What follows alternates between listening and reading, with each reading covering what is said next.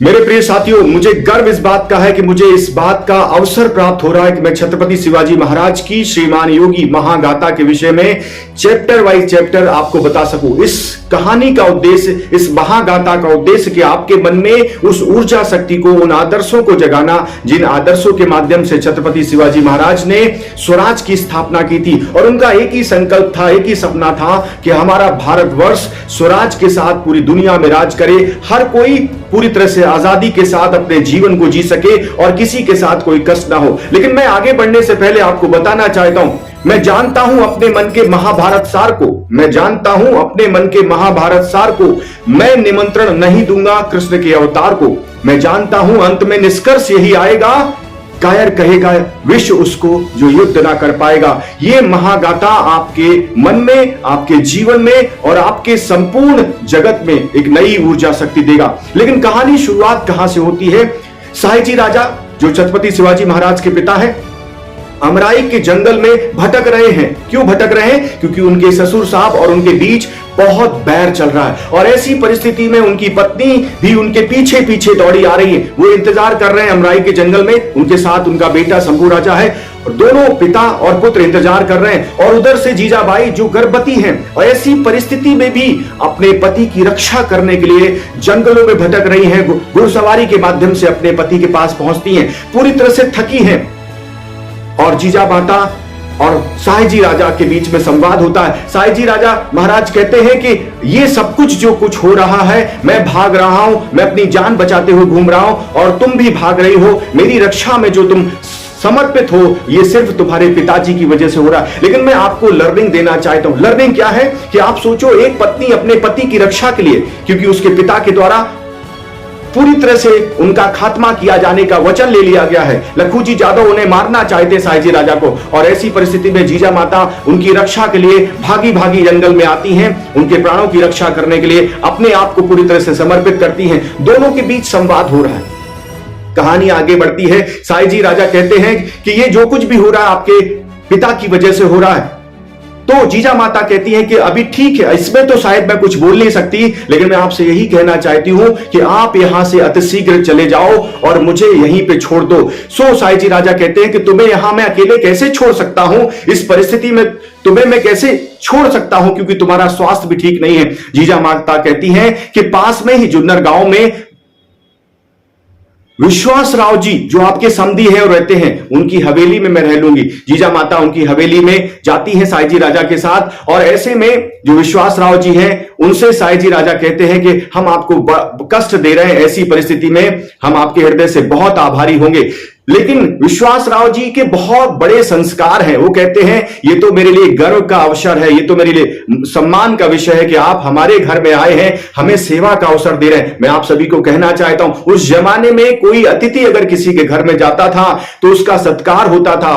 विश्वास राव जी कहते हैं कि मैं अपने प्राणों की बाजी लगाकर भी जीजा मां की रक्षा करूंगा, आप इन्हें सादर सम्मान के साथ यहां छोड़ के जाइए।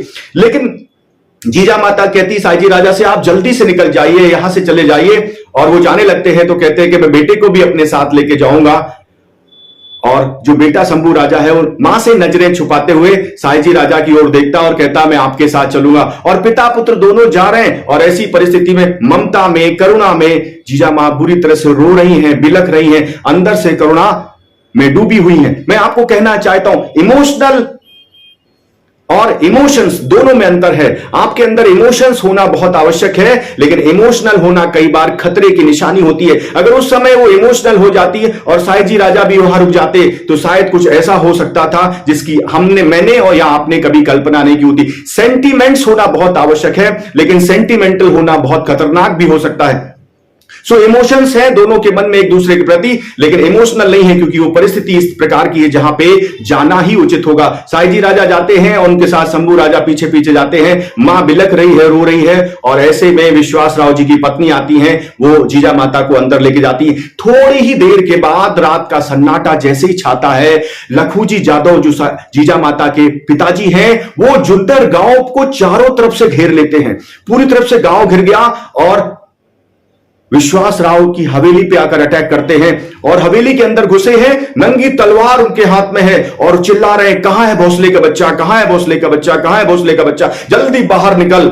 और ऐसे में विश्वास राव जी सामने आते हैं। वो कहते हैं कि आप मेरे घर आए हैं, सज्जनों के घर में आते हुए आपके हाथ में तलवार, वो भी नंगी तलवार, और आप बार बार भोसले का बच्चा, भोसले का बच्चा कह रहे हैं। ये शोभा नहीं देता, आप जैसे आदरणीय पुरुष को ये शोभा नहीं देता। सज्जनों के घर में आते हुए आपको इस तरीके का व्यवहार नहीं करना चाहिए। लखूजी यादव क्रोध में है, गुस्से में है और वो चिल्ला रहे हैं कि बाहर निकालो, मैं उसको मार के ही जाऊंगा, बाहर निकालो। विश्वास राव जी कहते हैं कि अगर आपने मेरे रिश्तेदार के प्रति एक शब्द भी आगे बोला तो अब आपको पहले मुझसे युद्ध करना पड़ेगा।